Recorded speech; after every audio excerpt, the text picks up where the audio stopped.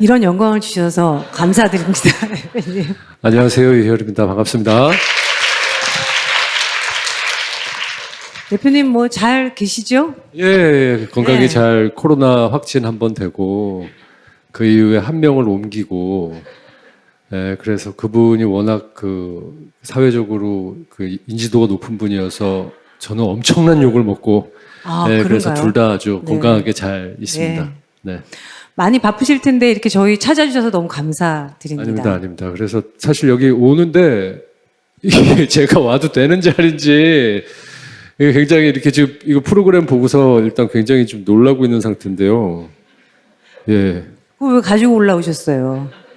일단 어마어마한 분들이 나오셨는데 특히 마지막에 혁신의 안테나라는 제목에서 지금 제가 너무 민망해서 하여간 뭐 오늘 좀 제가 뭐 아까 다른 분들 봤더니 자료도 이제 막 준비도 많이 하시고 그랬는데 저는 제가 이제 이런 강연이라는 걸 해본 적이 없거든요. 사실 한 10년 전 정도쯤에 학교에서 이제 후배분들한테 뭐 잠깐 수다 떨듯이 한 게 전부였고요. 근데 오늘 또 이렇게 저를 다 이끌어 주실 거니까 오늘은 좀 캐주얼하게 뭐 제가 뭐 준비를 하는 것도 없고 그러니까 그냥 좀 편하게 알고 있는 얘기를 좀 나눴으면 합니다. 혁신의 아이콘이 맞으실 것 같은데요. 제가 보니까 그래서 조사를 저도 나름 했는데 네네. 그 토이가 프로젝트 그룹의 최초고 또한 최초로 홈쇼핑 루시드 폴의 앨범을 에서 이제 귤하고 같이 앨범을 이제 판매를 하셨고 그 앨범을 저는 홈쇼핑 안 보고 샀었거든요. 네. 사실은. 네. 그래서 대표님한테 혁신이란 말이 굉장히 잘 어울린다고 저는 생각했습니다. 예. 일단 지금 말씀해 주신 거 일단 사실이고요. 그 귤 얘기부터 짧게 좀 해드리자면 그 많은 분들이 즐거워해 주시고 이제 기억을 해 주시는데 저희들이 무슨 어마어마한 무슨 플랜이 있어가지고 했던 건 아니었고요. 그 저희 소속 가수 아티스트 중에 루시드 폴이라고 그 음악을 싱어송라이터 하는 친구가 있는데 그분이 지금 제주도에서 귤농장을 이제 하고 있어요. 네. 근데 그때 당시에도 이제 귤농장을 했는데 이 친구가 하는 얘기가 굉장히 좀 착실한 그런 뮤지션인데 본인이 내는 음악 또 번역 일도 하고 또 이렇게 약간 에세이 형태의 글들도 많이 씁니다. 그래서 자기는 귤뿐만 아니고 본인이 만들어내는 음악과 글들이 다 하나의 농작물이라고 생각을 한다라는 얘기를 하더라고요. 그래서 근데 이건 좀 멋있는 얘기고 그 뒤에 하위 얘기에는 뭐였냐면 형 이게 그래서 음악도 만들었고 귤도 그때가 딱 겨울이어서 그걸 두 가지를 만들었는데 동시에 좀 드리고 싶다라는 얘기를 했어요. 본인의 음악을 아끼어 주시는 분들에게. 근데 한 가지 걱정이 귤은 썩는다라는 얘기를 하더라고요. 그렇죠, 그렇죠. 그래서 이걸 어떻게 하면 전달할 수 있을까라는 얘기를 그 둘이 국수집에서 한참 얘기를 하다가 그러면은 홈쇼핑에서 팔자. 제가 이제 그 얘기를 했죠. 그랬더니 그게 무슨 소리냐 그래서 나도 모르겠다. 일단 홈쇼핑에서 그냥 팔아버리자.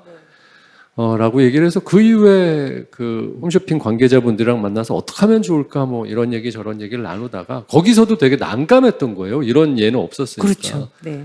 그래서 도저히 시간이 안 된다. 시간대를 뽑아서 이제 편성을 해 주셔야 되는데 골든 타임에는 못 주니까 그러면 한 12시, 11시쯤이 어떠냐라고 저한테 밤에. 그래서 예. 그거는 좀 민망한 것 같다. 차라리 새벽 2시에 팔겠다. 차라리 그렇다면. 네. 네. 그래서 더 극단적인 선택을 이제 한 거죠. 근데 그거를 보시고서 많은 분들이, 저 사람들이 미쳤구나. 네. 근데 그게 이제 그렇게까지 이렇게 그 화제가 될지는 몰랐었습니다. 같이 출연하셨더라고요. 네. 저희는 네, 한 화면 번 보니까. 움직이면 소속사 식구들이 스케줄이 많지 않은 관계로 다 같이 움직이는 편입니다. 새벽 2시에 다 같이 네. 출연하신 저희들은 건가요? 축제였어요, 그때. 제가 참고로 추면의학을 전공하고 있어서 그러세요? 새벽 2시에 이렇게 막 단체로 다니시고 그러시는 거에 대해서는 나중에 제가 또 말씀을 올리겠습니다. 알겠습니다. 참고로 그때 이제 대기 상태였던 동료 뮤지션들이 김동률 씨랑 이적 씨는 대기 상태였거든요. 전화 연결할 거라고. 네. 네, 그래서 다들 하여간 다들의 도움으로 근데 좀 유쾌하게 이렇게 그때 그 어떤 하나의 에피소드가 잘 마무리된 것 같아요. 그렇게 하시면서 느끼신 건 어떤 건가요? 뭔가 굉장히 이렇게 남들이 안 하는 그런 걸 한 거잖아요. 지나고 보니까. 근데 이렇게 하면 사회적으로 여파라든지 그 어떤 파장이 있을 것이다라는 선택으로 했던 건 아니었고요. 그냥 주변에 있는 사람들이나 특히 제가 좀 짓궂고 약간 유쾌한 거를 좋아하기 때문에 일단 그게 먼저거든요. 그래서 항상 제가 이제 예전에 라디오를 할 때나 또 뭔가 진행을 하거나 하는 프로그램에서 제일 먼저 그 철칙으로 삼는 것 중에 하나는 이 안에 있는 사람들의 감정이 더 중요합니다, 저는. 네. 그래서 그 다음에 사회적으로 던져지는 메시지는 우리가 그 예측할 수도 없고 선택할 수 있는 일도 아니라고 생각이 들어서 네. 일단 그냥 그런 걸 하자 그랬을 때 우리끼리 낄낄대고 웃고 근데 그게 전달이 되어지는 것 같다라는 생각이 들어요. 네네. 한 가지 또 들었던 생각은 세상에 정말 다양한 사람이 있구나. 이런 걸 보고 좋아하는 사람들도 있고 네. 그런 생각을 했었습니다. 네, 그럼 본격적으로 조금 진지한 얘기도 대표님하고 나눠볼게요. 우리 안테나가 추구하는 음악 세계가 있다면 어떤 것인지 궁금합니다. 아마 소속 가수들을 뵈면은 이렇게 굉장히 개성이 강한 가수들이 지금 소속되어 있는 것 같다는 생각을 했거든요. 추구하시는 어떤 방향이나 이런 게 있으실지요? 그러니까 오늘 제가 여기 이제 아까 봤더니 다들 대표님 같은 분들이 나오셔가지고 저는 이제 대표라고 얘기를 해야 될지 근데 뭐 직함으로는 대표라고 돼 있긴 합니다만 저희 소속에 있는 동료 뮤지션들을 보면 그러니까 음악적 방향성이 사실은 없다라는 표현이 더 정확할 것 같은데 한 가지 원칙이 있었던 건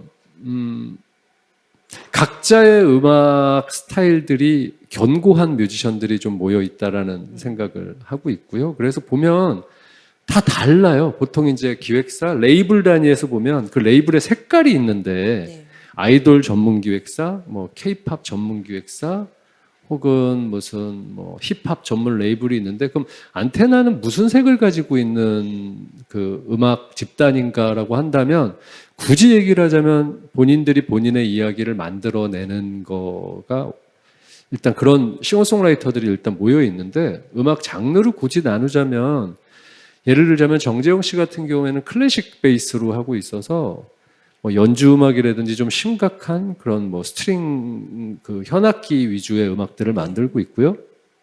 루시드 폴은 처음부터 인디밴드 출신이어서 그냥 어쿠스틱 기타를 중심으로 하고 있는 가사 중심의 네. 포크 음악을 하고 있고 페퍼톤스라는 팀은 진짜 말 그대로 락 밴드입니다. 그리고 뭐 샘킴이라는 친구는 R&B 힙합을 또 하고 있고 이진아 씨는 뭐 재즈를 베이스로 하고 있고 그러니까 이걸 보고 있으면 음악의 형태가 다 달라요.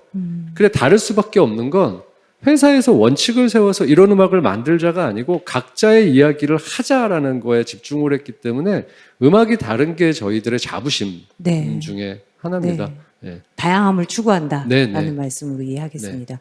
안테나라고 회사명을 지으신 이유가 있으세요?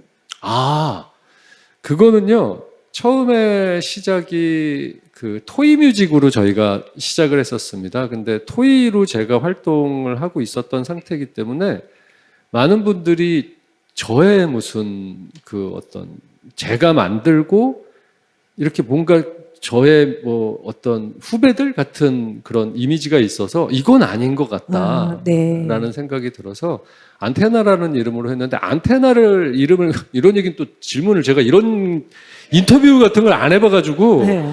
사실 인터뷰를 안 합니다. 제가 잘 아무도 안 물어보던가요? 안테나 왜 안테나라고 졌는지? 네, 그러니까 지금 제가 개인적으로 인터뷰를 한 거는 거의 한 십몇 년 만인 것 같아가지고 영광입니다. 예. 그 인터뷰, 인터뷰다. 안테나라고 지은 건, 너무 유치해가지고 말씀을 못 드리겠는데, 세상에, 말씀하세요. 이왕 이제 말씀 우리의 꺼내셨으니까. 이야기를 세상에 전파로 널리 알린다라는 취지에서 만들었고요. 그리고 단순한 이유로는 이게 약자가 A자여서 뭔가 이렇게 항상 카테고리를 지으면 맨 앞에 있을 수 있겠다라는 네. 생각으로 안테나라는 네. 이름을 지었습니다. 적절한 이름인 것 같고. 얼굴이 빨개지네요. 무선 와이파이 시대에 뭐 바꾸실 의향은 없으십니까? 예, 아직 아날로그형 회사여가지고 아직까지는 괜찮습니다. 네, 알겠습니다. 또 질문 드려보겠습니다. 최근 몇 년간 안테나는 급성장을 기록했습니다. 성장하신 건 맞죠, 대표님? 아니요, 그냥 급성장이라는 표현을 하자면 이게 사실 저희들은 늘 한결같았는데요. 이제 급성장해 보이는 이유 중에 하나는 작년 정도부터 올해까지 이제 그 기사가 이제 많이 나왔었고, 기사에는 뭐 어디서 무슨 이렇게 제휴를 했다, 투자를 받았다, 그 다음에 뭐 대여 유재석이 들어왔다, 뭐 이제 그것 때문에 갑자기 급성장해 보이는 건데, 회사에 지금 이렇게 걸어가고 있는 행보라든지 그런 기분 상태는 거의 같다라고 보시면 됩니다. 예전과 같다. 예. 네. 그 유재석 씨 얘기가 나왔으니까 원래 질문이 뒤에 있습니다만은 제가 네, 먼저 네. 한번. 네. 유재석 씨의 부캐 유고스타를 탄생시킨 장 본인이라고 예. 어디 인터뷰에서 제가 본 적이 있습니다. 그러니까 생각하시는 부분이 굉장히 이렇게 창의적인 부분이 대표님이 있으신가 봐요. 네. 거기에 대해서는 스스로 어떻게 자만하고 계십니까, 대표님? 교수님 아니세요? 저 약간 전현무 씨보다 더 진행을 잘해서 이제 유고스타라고 해서 그때 유재석 씨가 이제 드럼을 연주하는 그런 에피소드가 있었는데, 거기 이제 놀면 뭐하니라는 프로그램의 제작진들이랑 워낙 가까웠습니다. 왜냐하면 놀면 뭐하니를 만들었을 때 제가 이제 그때 제가 진행했던 프로그램은 잘 안 됐지만 같이 펀딩이라는 프로그램이 있었어요. 근데 그 제작진이 같았습니다. 작가분들이랑 뭐 김태호 PD랑 최혜정 작가가 이제 같이 만든, 그래서 두 프로그램을 동시에 하고 있었는데, 그러다 보니까 자주 이제 회의를 하게 되고 하다가, 유재석 씨는 뭐 워낙 친한 이제 동료이기도 하고, 그래서 뭐 이 얘기 저 얘기 하다가 그때 이렇게 릴레이 카메라 형태의 프로그램으로 놀면 뭐하니가 처음에 시작을 했는데, 어떻게 음악 얘기가 나와서 제가 요즘에는 음반 작업을 할 때는 예전처럼 녹음실 가서 다 같이 합주를 해가지고 동시 녹음을 하는 형태가 많이 없다. 다들 이제 오디오를 릴레이 형태로 각 작업실에 돌면서 각자가 녹음을 해가지고 파일로 취합하는 형태의 네. 작업을 한다라는, 그래서 네. 너희가 지금 하고 있는 릴레이 카메라랑 굉장히 유사한 형태로 작업이 이루어지고 있어.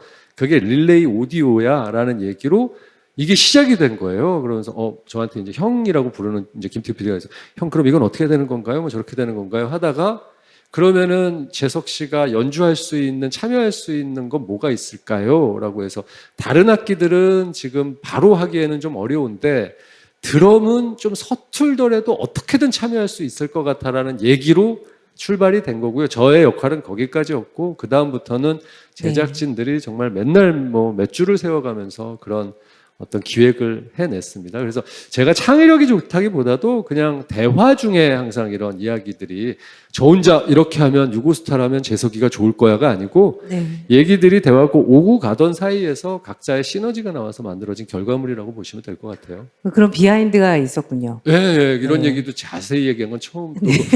여러분 대단한 영광을 누리시고 계시는 겁니다. 근데 안테나는 기본 이렇게 음악을 하는 네, 이제 네. 회사였는데, 네. 유재석 씨, 뭐 미주 이미주 씨, 씨, 네. 이렇게 영입을 하신 어떤 뭐 방향성이 있으신 건가요? 그게 저희가 이제 제가 왜 이 자리에 좀 자격이 없다라는 생각이 드냐면, 제가 무슨 대단한 플랜을 가지고서 뭐 어떤 하나의 회사에 무슨 성장을 이렇게, 그게 아니고요. 하다 보니, 흘러온 대로 하다 보니 사람과 사람이 만나서 연이 맺어져 가지고 이렇게 됐던 케이스였거든요. 근데 네.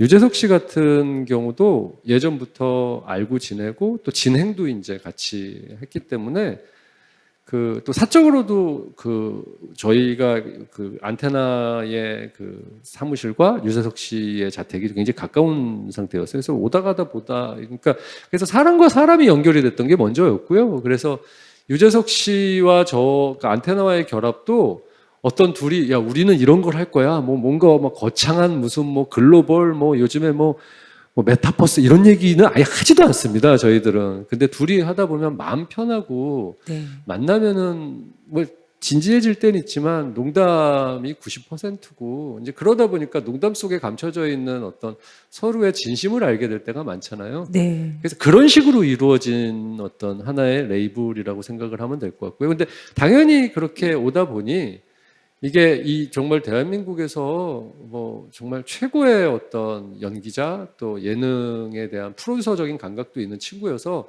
일적인 얘기를 나누다 보니까 그렇다면 우리들도 뭔가 함께 또 할 수 있는 이렇게 또 재미있는 이야기를 풀어낼 수 있는 방법이 있지 않을까라는 고민하고 있는 상태고요. 그러니까 저희가 이렇게 이게 뭔가 진짜 이렇게 탁탁탁탁 어떤 체계적으로 한 게 아니고 우연의 연속이었는데 그 우연이 이제 나중에 지나고 봤더니 그 시간의 두께가 필연을 만들어줬구나라는 생각을 가끔 하기는 해요. 그래도 이렇게 저희도 뭐 편한 관계도 있고 친구도 있고 인간적으로 이렇게 그런 술도 마시고 이런 관계가 있지만 쟤랑 일을 해? 그럼 같이 병원을 개업해? 이런 걸 생각했을 때는 네. 사실은 언뜻 뭐 그 네. 친구를 나쁘게 얘기하는 게 아니라 그게 잘 안 되는 경우들도 많은데 네, 네. 오늘 사실은 대표님께서 굉장히 신뢰로운 관계를 잘 만드시고 네. 또 유지하시고 또 일적으로도 서로 이제 끝까지 그거를 잘 유지되시는 그런 능력이 있으셔서 이게 가능한 일이라고 저는 생각하거든요. 그게 이제 돌이켜서 생각을 해봤더니 욕심을 안 내면 가능한 일이다라는 생각을 합니다. 그러니까 뭐 개인적 욕심, 집단의 욕심 같은 것들을 조금 버리면, 그러니까 프로젝트 단위라든지 또 아니면 관계에 대한 욕심은 저는 굉장히 좋다라고 생각을 해요.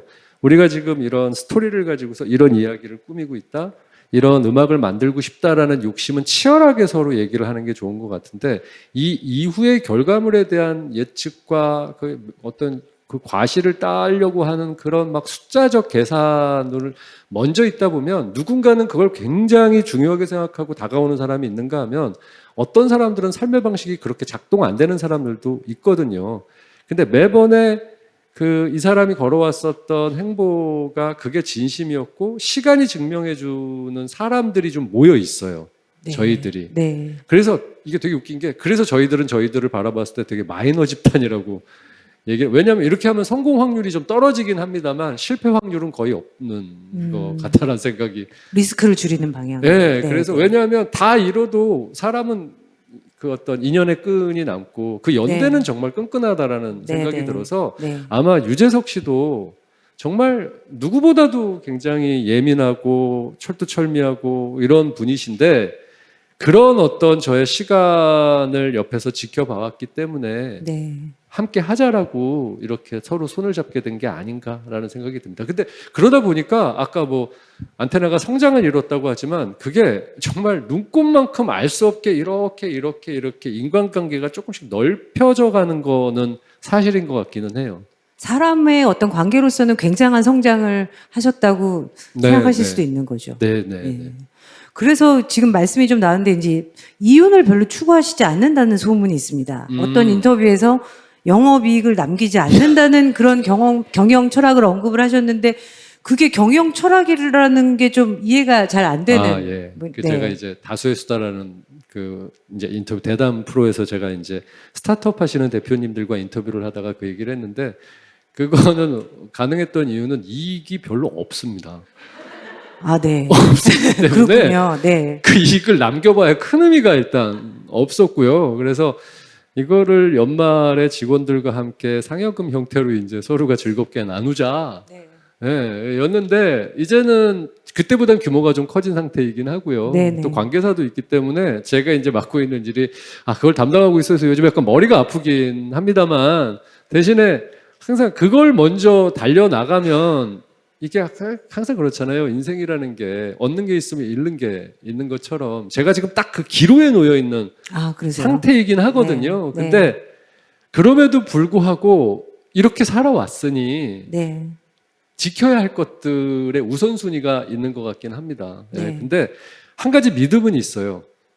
좋은 생각, 건강한 생각을 가지고 정말 뛰어난 재능을 가지고 있는 스토리텔러들이 모여 있으면 이거는 특히 요즘 같은 시대에 2022년 진짜 대한민국이 이 정도로 각광받을지 몰랐던 글로벌화 될지 몰랐던 이 이야기꾼으로 가득한 정말 저돌적인 사람들이 모여 있는 집단이라면 저는 반드시 성공할 거라고 믿고 네. 있습니다. 네. 그 성공이라는 건 뭐 영업적 이익은 아니라는 말씀. 근데 그거는 저희들이 보장을 하면서 달려나가진 않지만 뭐 네. 예를 들자면 저 이제 주변에 주로 이제 그런 일을 하시는 분들을 많이 아니까 오징어 게임을 처음 만들었을 때 이게 전 세계적으로 1위를 찍자라고 계산하고 했었을까요? 네. 그렇지 않거든요.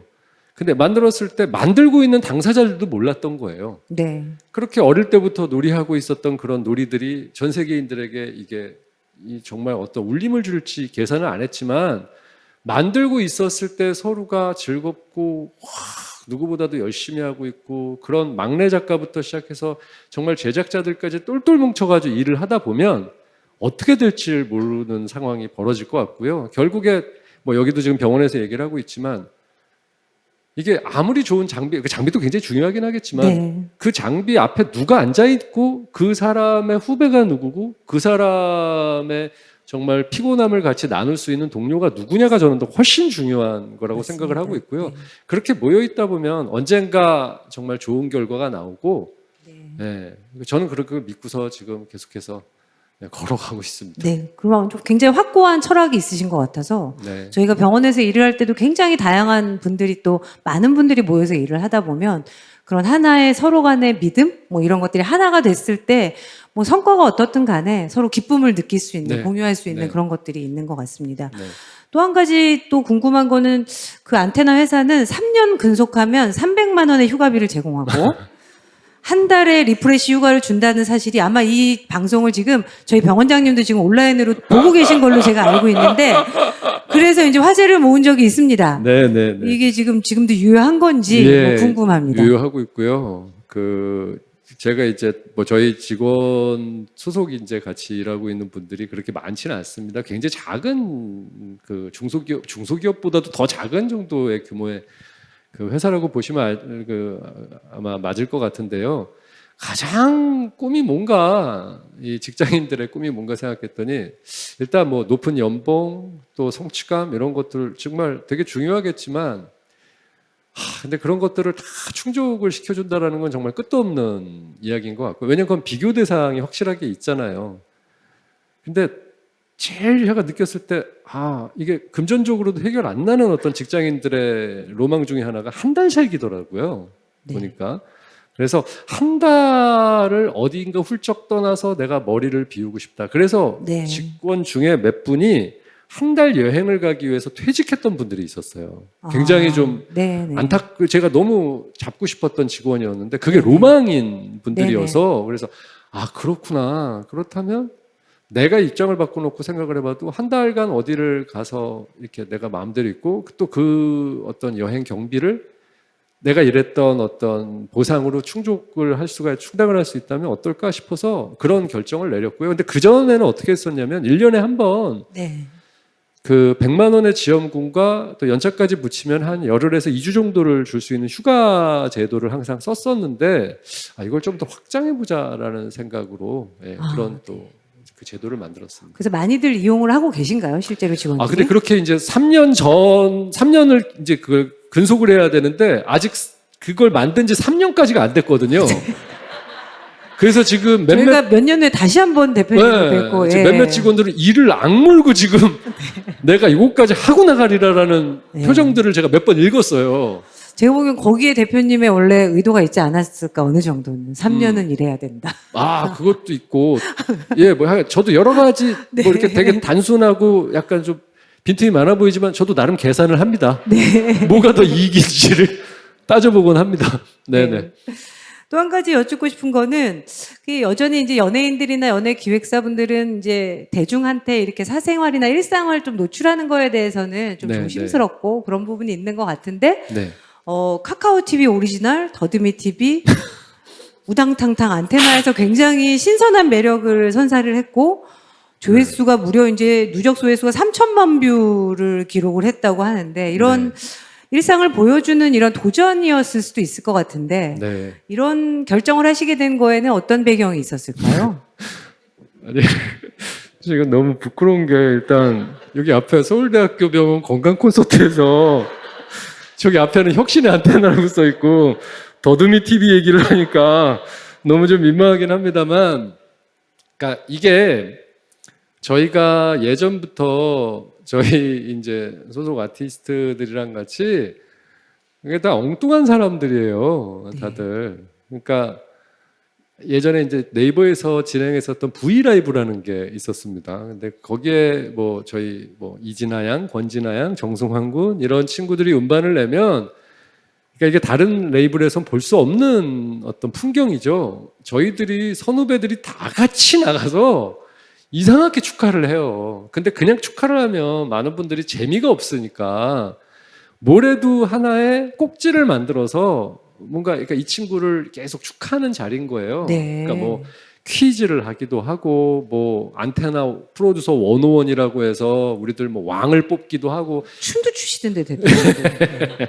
서태지 춤을 추는 걸 제가 그런 거 봤습니다. 했었습니다. 근데 그러한 행동, 그러니까 그러한 일들을 굉장히 오랫동안 해왔고, 그러니까 뭐 MT 가서도 이상한 짓 많이 하고 서로 회식을 하거나 술자리 같은 데에서도 맨날 농담으로 가득한 집단이거든요. 그러다 보니까 이런 걸 할 때 일로 시작이 됐던 게 아니고 늘 해오던 일이었으니까 네. 회사도 이제 사옥을 옮기기도 하고 규모도 좀 커지고 이걸 축하하는 제일 좋은 방식이 뭐가 있을까? 새 식구도 네. 들어오고 네. 그래서 우당탕탕 안테나라는 이름으로 그냥 이 안에서 벌어지는 모든 일들을 가감없이 그냥 막 보여주자라는 차원에서 그 프로그램을 만들게 됐고요. 근데 만들게 됐을 때 이렇게 뭐 3천만 뷰 한 그 어떤 그 컨텐츠당 뭐 200만 뷰 뭐 이 정도가 나올 거라고는 예측을 전혀 안 했었습니다. 그래서 저희도 놀랬고 제작진들도 놀란 상태였어요. 네.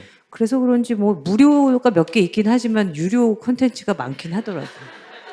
제가 그게 불만이에요. 네. 네, 그거는 제가 카카오 TV에다 강하게 항의를 한번 해보도록 하겠습니다. 네, 항의해 거기에 주십시오. 정체인 것 같습니다. 네. 네. 대표님 많은 프로그램에서 이제 오늘은 이제 인터뷰를 당하시는 입장이어서 네. 지금 익숙하지지 않으시다고 아까 말씀 주셨는데 네. 굉장히 뛰어난 입담으로 이제 많은 프로그램들을 실제로 진행해 주시고 음악 프로그램 뭐 다수의 수다 알쓸신잡 많이 해 주셨는데 그런 뛰어난 입담의 비결이 이렇게 즐겁지만 또 아주 가볍지만은 않은 그런 대화 스타일을 사람들이 꼽는 것 같아요. 말씀을 하실 때 이렇게 중점을 두시는 부분 혹은 좀 조심하시는 부분 이런 게 있으신지 궁금한데요.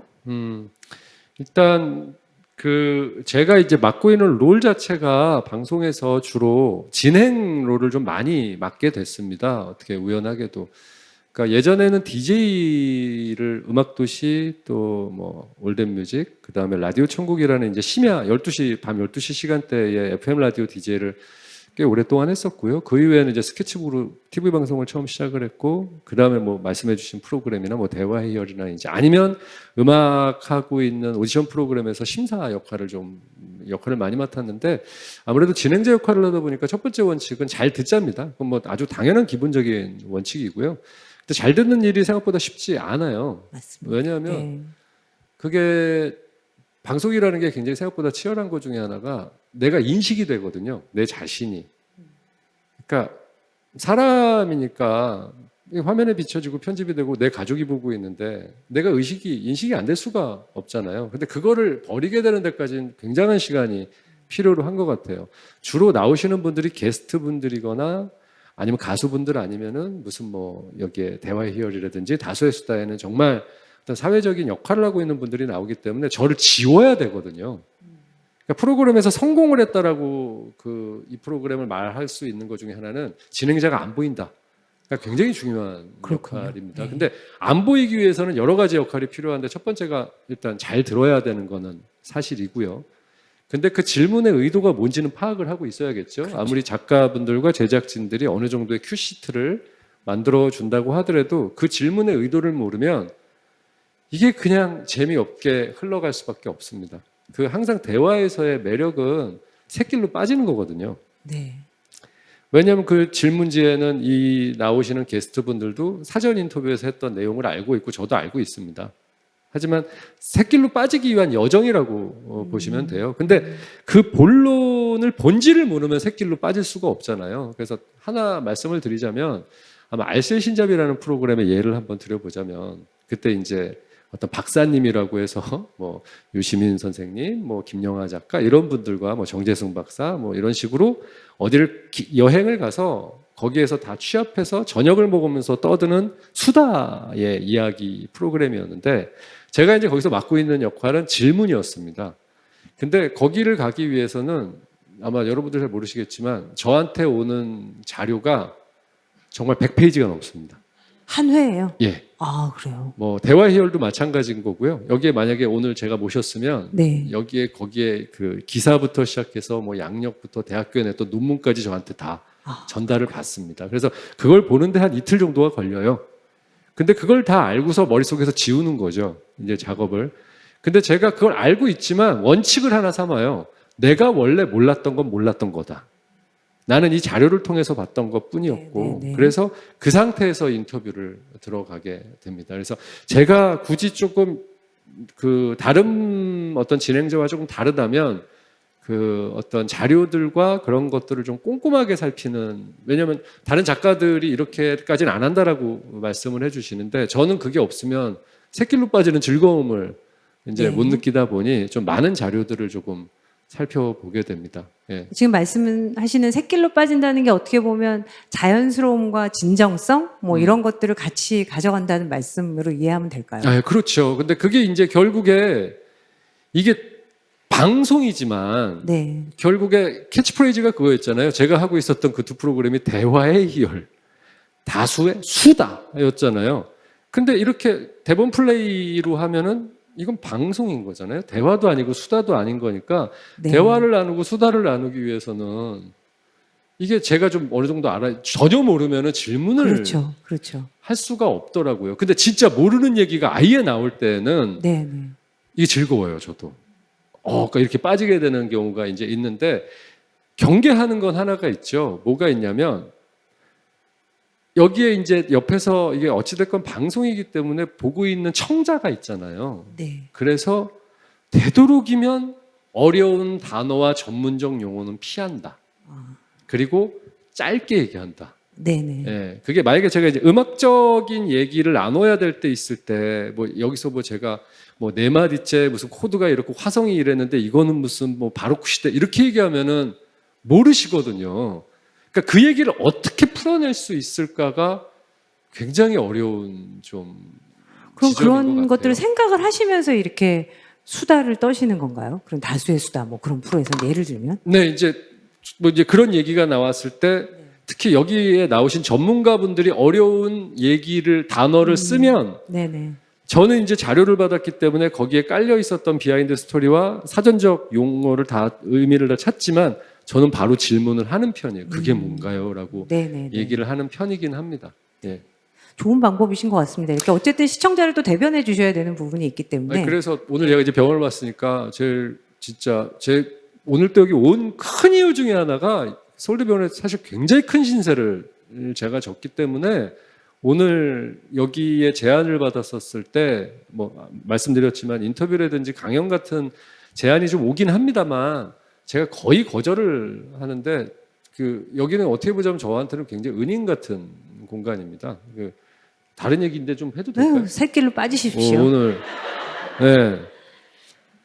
이게 한 10년 정도 전쯤에 제가 손가락을 좀 다친 적이 한 번 있었어요, 여기에. 근데 이게 굉장히 캔을 따다가 살짝 손톱이 들려가지고 이렇게 피가 좀 난 상태였는데 뭐 그냥 그런 일들은 많잖아요. 그래서 근데 그때 여름철이어서 그냥 지냈는데 이게 안 났더라고요, 상처가. 그래서 계속 고름이 나오고 네.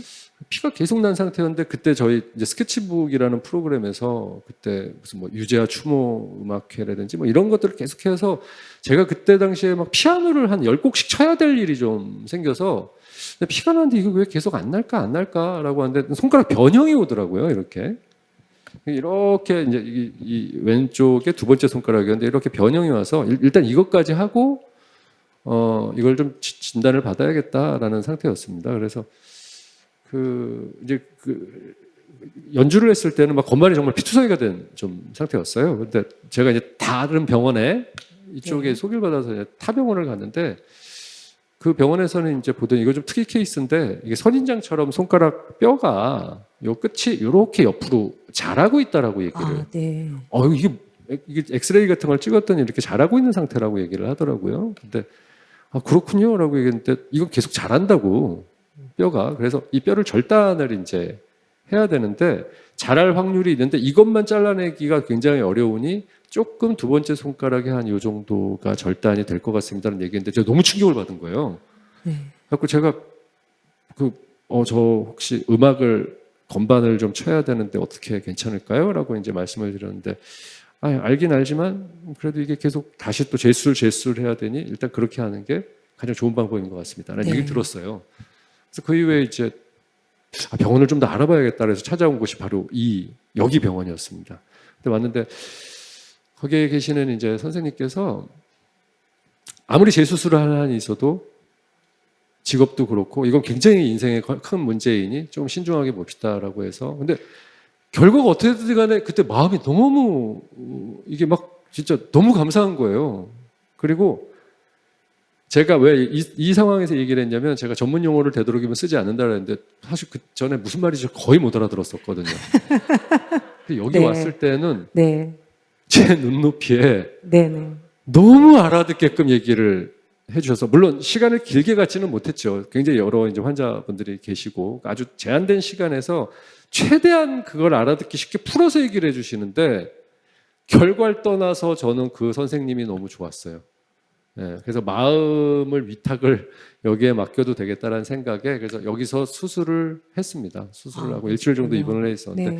그때의 경험이 정말 저에게는 엄청난 큰 경험이었고요. 그 이후에 저희 뭐 어머님 또 뭐 장모님 저희 아들 뭐 딸 다 이런 식으로 와서 여기에 와서 이제 이 신세를 계속 지고 있습니다. 그래서 여기서 지금 뭐 오늘 토크 콘서트를 한다라고 얘기했을 때 제가 이거를 보답할 수 있는 유일한 방법은 가가지고 수다를 같이 떨어뜨리는 방법이겠구나라는 생각으로 이 자리를 왔습니다. 다시 한번 혹시 방송 보고 계실 여기 또 우리 관계자분들 지금 코로나 때문에 너무 고생하고 계실 텐데 진짜 제일 고생하시는 거 알고 있거든요. 이게 나아지지 않는 정말 끝나지 않는 전쟁을 치르고 계신데 이렇게 마음속에 큰 빚을 지고 있는 사람이 오늘 정말 요만큼이라도 이게 감사 인사를 전할 수 있는 자리가 주어져 가지고 다시 한번 정말 진심으로 감사드립니다. 고맙습니다. 저희 서울대병원 의료진이 그 정도입니다. 그래서 네. 오늘 아주 이렇게 와주셔서 저희도 사실은 긴 코로나 2년이 넘게 가고 네. 있는데 이제 일상회복으로 돌아가야 하지만 다들 사실은 또 그래도 확진자도 많이 나오고 의료진 중에도 확진자가 많이 나와서 지쳐 있는데 이렇게 맞아요. 유효시 대표님이 오신다고 그래서 사실은 다 못 모여서 그렇지 굉장히 많은 분들이 신청을 해주셨는데 지금 아마 온라인으로 많이 보고 계실 것으로 제가 생각합니다. 예, 정말 조금만 더 힘내시고 힘내라는 말조차도 이게 참 드리기 죄송스러울 정도로 이게 어찌됐건 끝나겠죠. 지나갈 거고요. 예. 네. 대표님 얘기로 잠깐만 돌아갔다가 네. 이제 마치도록 할게요. 네. 어떤 프로그램에서 무라카미 하루키 산문집 이렇게 작지만 확실한 행복을 추천하셨습니다. 네, 네. 그래서 대표님께서 정의하는 행복은 어떤 것이고 또 요즘은 어떤 부분에서 행복을 느끼시는지 궁금합니다.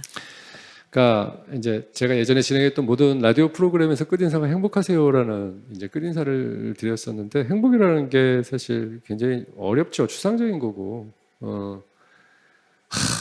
이게 제가 이제 그 얘기를 가끔씩 좀 드리는데 1년에 365일 중에 우리가 행복을 느끼는 순간이 얼마나 될까를 따져보면 한 300일 정도는 그냥 이게 일상적인 그냥 루틴으로 살고 있고 그 중에 30일 정도는 더럽게 기분 나쁠 있을 거고 한 몇 순간이 행복하다라는 근데 그때 이제 저장되어 있는 사진이 그걸 환기시켜주는 소환시켜주는 그런 촉매제 역할을 이제 하긴 하는데 행복이라는 게 결국에 뭘까 생각을 해보면은 나한테 행복감을 주는 여러 가지가 있겠죠. 근데 대다수가 뭐 집을 사거나 차를 사거나 뭐 여러 가지 뭐 회사가 뭐 커지거나 뭐 아니면 뭐 회사가 상장을 하거나 그 행복이 얼마나 갈까라고 생각을 해보면 잘 모르겠어요. 네. 근데 견고하고 변하지 않는 행복은 진짜 디테일에 있는 것 같다라는 맞습니다. 생각을 할 때가 좀 많습니다. 그러니까 예를 들자면 저 떡볶이를 굉장히 좋아하는데 여기 앞에 있는 지금 성균관대 앞에 있는 예전에 부산오뎅이었는데 지금은 나눔이 떡볶이인가요? 맞아요. 그 나눔이 떡볶이가 저한테는 거기만 가면 행복합니다. 네, 그 집을 가면.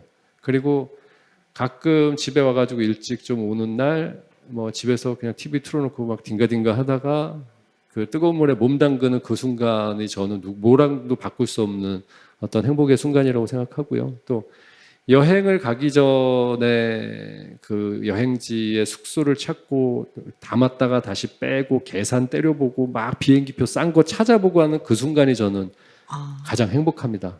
예, 그러니까 그런 행복의 디테일들이 각자 다 있으실 거라는 생각이 드는데 이게 나이를 먹고 시간이 지나다 보면 그것들이 좀 귀찮아지고 다른 걸로 대체될 때가 있는데 싸워야죠. 그거 잡고 싸워야지만 우리가 그 정말 뭐라도 그러니까 하루키가 그런 얘기를 했잖아요. 작지만 확실한 행복이다라고 얘기하는. 그러니까 그런 리스트업이 많은 사람들일수록 행복에 좀 더 가까운 사람이 될 수 있을 거라고 생각을 합니다. 예. 아주 뭐 럭셔리 카를 사건 집에 큰 집을 옮겼을 때 모르겠어요. 큰 집을 옮겼을 땐 행복이 좀 오래 갈 것 같긴 합니다. 차는 것보다 좀 줄어들고 네. 흰 차가 나오면 얼마 안 간다고 하네요. 그러니까요. 그러니까 이게 근데 무엇과도 바꿀 수 없는 행복의 리스트를 많이 만드시길 바라겠습니다. 네, 오늘 유희열 대표님 모시고 여러분들 이야기 나눠봤는데요. 저희가 질문을 한두 개 받아보도록 네. 하겠습니다. 네. 예, 청중 질문입니다. 네. 아까 전에 이제 관계를 굉장히 중요시하고 사람을 중요시하고 그렇게 믿음이 있으시고 하시고 지내시는데 근데 사람들한테 치여서 지친 적이 있으신가요? 그럴 때는 어떻게 극복하시는지 질문 네. 주셨습니다. 있죠. 치여가지고 지칠 때 있고요. 그리고 그때는 극복 방법이 좀 잠수를 탑니다. 잠수가 아예 연을 끊는 게 아니고요. 그 동굴 속에 좀 들어가는 좀 시간이 필요로 한 것 같아요. 다 다르겠죠. 누군가는 뭐 다른 걸로 운동으로 푸시는 분들도 있고, 뭐 일로 술로 뭐 푸시는 분들인데 저는 이제 침대에서 좀 안 나오고 침잠하면서 그냥 계속 시간을 보내다 보면 안에서 좀 작용을 해야지만 네. 좀 삭혀서 그거를 서랍 안에 이제 마음속 서랍 안에 콱 넣어놓고 자물쇠로 잠그는 좀 시간이 좀 걸리는 것 같아요. 물리적인 시간이. 그렇게 풀고요. 그렇게 했는데도 안 풀리게 될 때는 그 사람을 안 봅니다. 네. 그렇군요. 선을 넘는 네. 그런 경우가 있군요. 알겠습니다. 두 번째 질문입니다. 인연에 대한 말씀 많이 주셨는데 사람 간 인연에서 가장 중요한 것은 무엇이라고 생각하시나요?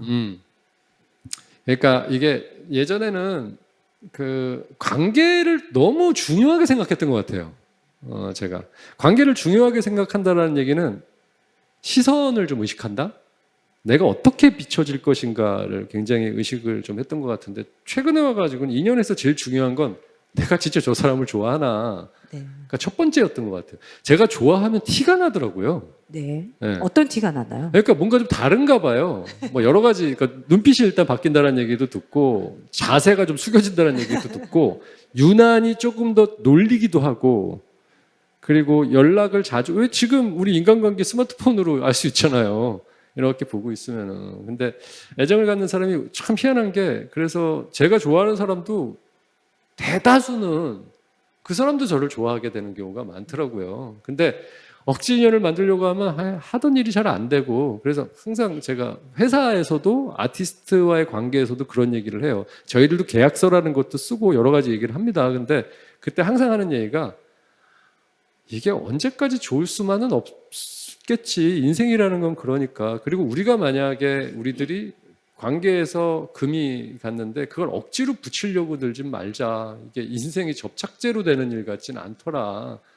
그러니 그렇다면 서로가 그때 어느 순간에는 안녕을 하는 것도 굉장히 좋은 방법이다라는 얘기를 많이 합니다. 근데 참 희한하게도 지금 대다수에 있는 아티스트들이 20년 정도 있는 아티스트들이 다 있거든요. 그래서 나간 분이 없어요.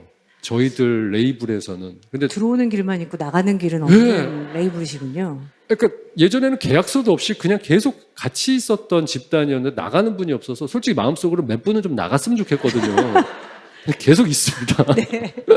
농담처럼 그런 얘기를 하는데 그래서 인연에서 제일 중요한 거는 너무 노력하지 않는다. 그러니까 윤상 씨가 제가 노래 중에 제일 좋아하는 게 사랑이라는 거에 애써 노력하면 뭐 그건 뭐 사랑이 아니야. 뭐 이렇게 뭐 얘기가 있는데 인연도 어떻게 보자면 마음속에서 자연스럽게 맞습니다. 보고 싶음 그리고 또 함께 있고 싶음이 되게 중요한 어떤 조건인 것 같아요.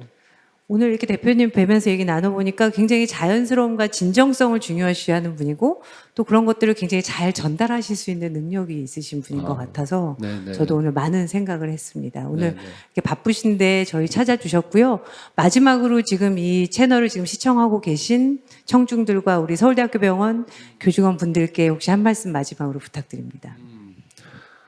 진짜 뭐라고 어떤 단어로 제가 감사함을 전달을 할 수 있을지 잘 모를 정도입니다. 그래서 여기 제가 이제 의사분들을 많이는 모르지만 가끔 이렇게 뵐 때마다 진짜 진짜 이거는 아무나 하는 일이 아닌 것 같다. 그러니까 사명의식도 뭐 있으셔야 될 것 같고, 그리고 저희들은 이제 음악으로 어떻게 보자면 마음의 위로를 주기도 하고 그런 일을 하지만, 진짜 여기 계신 분들은 우리 고치잖아요. 차가 멈추면, 엔진이 멈추면 저 당황하거든요. 이거 어떻게 하면 조치가 있는데, 가끔 그런 생각할 때가 있어요. 차 엔진에는 윤활유 같은 것도 하고 엔진 오일도 갈면서 내가 왜 내 몸에 대해서는 이렇게까지 신경을 안 쓸까라는데, 항상 이게 아파야지 찾게 되는 존재들입니다. 근데 진짜 의사 선생님들이나 간호사 선생님들이 얘기하실 때 이분들이 얘기하신 건 저희들한테는 진짜 신이 얘기하는 거랑 같거든요. 예. 그러니까 힘내시고 지치지 마시고, 없어서는 안 됩니다. 특히 팬데믹 때 다 겪었잖아요, 우리들이. 제가 차태현 씨 진행했을 때도 얘기했는데 저희들 없으면 또 세상은 잘 돌아가더라고요. 아, 진짜요. 제가 코로나 걸려가지고 한 주 비웠거든요. 그 프로그램 잘 돌아가고 있었습니다. 근데 여기 계시는 의료진 관계자분들이 없으면 세상은 진짜 멈추더라고요. 그러니까 정말 감사드리고 힘내시고, 그리고 앞으로도 행복한 하루하루가 누가 만들어주진 않으시겠지만 잘 만드시길, 예, 바라겠습니다. 그리고 언젠가 또 좋은 인연으로 다시 만날 수 있기를 정말 희망하겠습니다. 저도 열심히 또 음악과 또 좋은 이야기들로 찾아볼 수 있도록 저도 잘 살고 있도록 하겠습니다. 감사합니다. 오늘 말씀 감사합니다. 감사합니다.